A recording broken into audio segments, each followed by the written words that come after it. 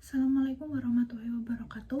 Pada materi kali ini saya akan menjelaskan tentang virtual memory, yakni salah satu teknik dalam sistem operasi yang digunakan untuk mengelola memori agar terlihat lebih besar dari kapasitas sebenarnya.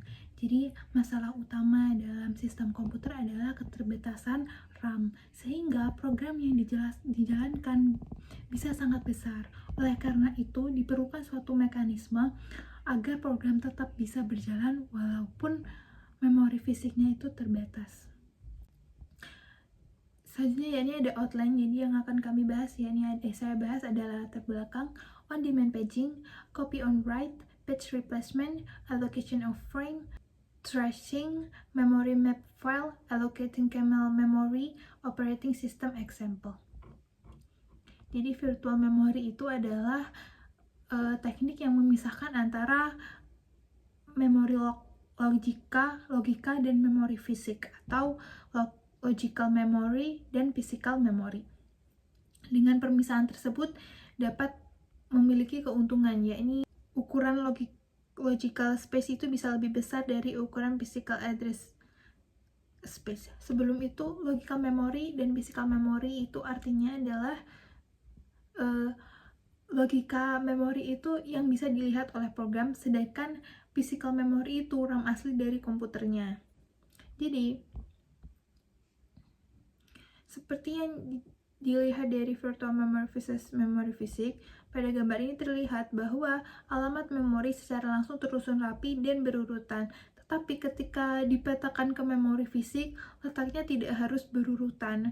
Contohnya, misalnya page 0 bisa di frame 5, page 1 bisa di frame 2, page 2 bisa di frame 9. Jadi program tidak tahu posisi benarnya yang ada di RAM karena semuanya diatur oleh sistem operasi melalui page table.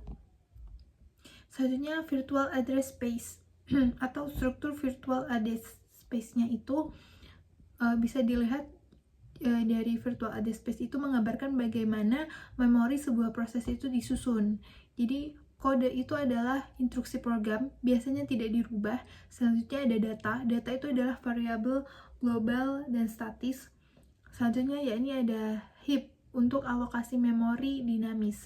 Contohnya objeknya itu seperti objek atau array, sedangkan stack ini adalah fungsi dan variabel lokal. Nah, selanjutnya ada heap dan stack bergerak berlawanan arah. Tujuannya itu untuk optimalisasikan penggunaan memori supaya tidak cepat habis.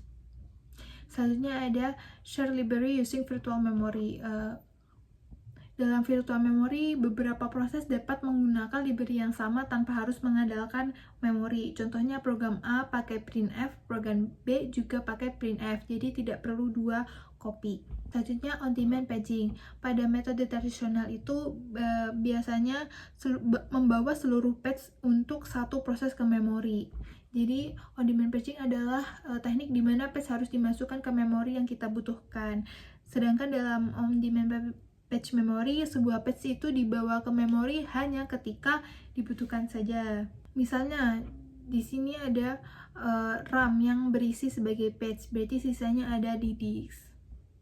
Bedanya dengan cara lama, kalau cara lama semua page langsung dimuat, sedangkan on demand load saat diperlukan. Analoginya tuh seperti kita belajar, kita tidak membawa semua buku ke meja, hanya buku yang dibutuhkan saja. Keuntungan metode on-demand paging itu butuh lebih sedikit memori, lebih sedikit input-output, dan lebih konkuren. Nah, selanjutnya yakni konsep dasar demand paging. Sebelum eksekusi, pager memperkirakan page mana saja yang mungkin dibutuhkan saat eksekusi. Jadi awalnya hanya page tadi yang akan dibawa ke memori. Selanjutnya CPU ingin mengakses data atau instruksi di suatu page. Jika page tadi ada di memori, pakai. Jika belum ada, page load memori dari backing, store, partisipasi swap, dan alokasikan frame bebas di memori. Ada dua cara implementasi akses backing store. Yang pertama, membawa seluruh program swap pager, lalu ambil pager dari page di partisi swap. Selanjutnya yakni pager ambil langsung dari file system. Jika physical memory penuh, swap page di memori ke backing store. Selanjutnya yakni valid dan invalid. bagaimana cara menandai sebuah patch sudah ada di physical memory. Yang pertama yakni menggunakan valid dan invalid bit pada patch table. Jadi sistem menggunakan valid dan invalid bit untuk mengetahui apakah suatu patch berada di memori atau tidak. Jika CPU akses patch I berarti terjadi patch fault. Selanjutnya yakni penanganan patch fault. Ketika terjadi patch fault, maka eksekusi dihentikan sementara karena OS trap. Yang kedua, kita mengecek dua kemungkinan penyebab patch fault. Yang pertama ini apakah patch belum di-load ke memori atau patch tersebut tidak berhak diakses. Yang ketiga, jika invalid karena belum di-load, ambil patch dari backing store. Yang keempat, pindahkan patch tadi ke frame. Selanjutnya, reset patch table lalu restart instruksi. Jadi patch fault adalah kondisi ketika CPU ingin mengakses suatu patch tapi patch tersebut tidak ada di memori. Patch fault itu bukan error tapi mekanisme manual dalam virtual memory. Selanjutnya yakni performa demand paging. Intinya adalah masalah utama dari demand paging adalah performa karena akses ke disk itu jauh lebih lambat dibandingkan dengan akses ke RAM. Intinya RAM itu nanodetik sedangkan disk itu milidetik. Jadi perbedaannya sangat jauh. Makanya menggunakan IT atau Executive Access Time IT.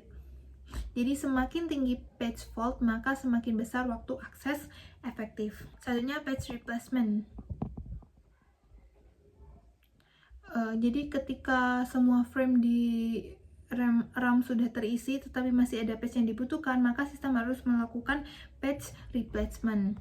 Jadi patch replacement itu adalah proses mengganti patch yang ada di memori dengan patch baru dari disk. Selanjutnya dasar-dasar patch replacement. Kita harus mencari lokasi patch pada disk. Yang kedua, cari frame bebas jika ada, kita gunakan. Jika tidak ada frame bebas, maka menggunakan algoritma patch replacement untuk memilih suatu patch itu akan ditukar. Yang ketiga, kita tempatkan patch korban tadi ke backing store hanya jika patch tadi sudah pernah dimodifikasi atau modifikasi bit. Yang keempat, tempatkan patch dibutuhkan ke free frame. Yang kelima, update patch table. Yang keenam, restart proses. Selanjutnya yakni algoritma patch replacement. Patch replacement algorithm atau PRA itu untuk memilih patch mana yang akan di-replace jika terjadi pada patch replacement. Bertujuan agar jumlah patch fault menjadi sekecil mungkin. Jadi ada beberapa algoritma. Yang pertama yaitu first in first out atau FIFO algorithm. Yang kedua optimal algorithm. Yang ketiga least recently used algorithm. Yang keempat yakni second chance algorithm. FIFO itu intinya patch yang pertama masuk akan keluar yang pertama. Masalah yang akan terjadi biasanya yakni Beladitz anomaly. Jadi optimalisasinya menggunakan patch yang paling lama tidak akan digunakan. Jadi akan paling efisien. Selanjutnya yakni LRU atau least recently used. Jadi mengganti patch yang sudah tidak digunakan untuk periode waktu yang lama. Realistis dan banyak digunakan. Selanjutnya yakni implementasi LRU. Jadi setiap patch yang masuk mempunyai counter. Kalau misalnya LRU sedang stuck, gunakan stack yang berisi pada patch number. Frame adalah slot RAM untuk menyimpan patch. Suatu sistem menggunakan beberapa frame untuk setiap proses. Jenisnya ada equal, proportional, dan prioritas. Kalau replacement lokal dari proses sendiri, sedangkan global dari proses lain. Kesimpulannya, virtual memory memungkinkan sistem menjalankan program yang besar dengan memori yang terbatas. Dengan teknik demand paging, hanya bagian yang dibutuhkan yang dimuat ke memori. Namun, jika terlalu banyak patch fault, performa sistem akan menurun sehingga diperlukan algoritma patch replacement yang efisien. Sekian presentasi dari saya. Wassalamualaikum warahmatullahi wabarakatuh. Mohon maaf apabila salah kata dan berbuat. Terima kasih.